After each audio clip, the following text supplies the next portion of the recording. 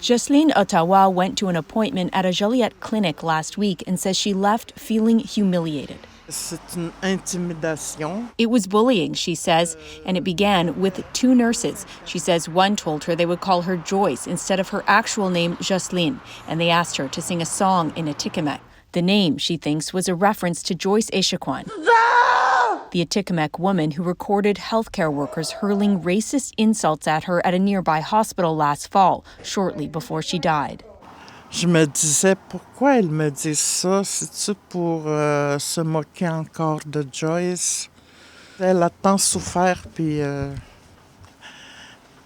les gens trouvent encore un moyen de se moquer d'elle. After she posted online about her experience, the local health authority launched an investigation and fired two nurses.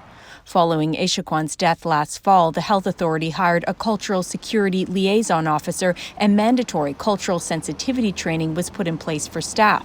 The health authority says the nurses had received some of that training. We need more education, more awareness. But so much more needs to be done, says this leader, so First Nations people can feel safe when accessing health care. We need a government that's going to work, not piece by piece, but we need a government that's going to work on a systematic matter on this discrimination that First Nations are going through. Having this, again, I'm feeling horrible. Quebec's Indigenous Affairs Minister acknowledged there's still work to be done, but denied systemic racism is to blame. The Premier has continually said it does not exist in Quebec. I don't believe the system brought those people with no judgment or being racism. We believe there is a personal accountability for that. Ottawa says she's already returned to the clinic because she says she had no choice.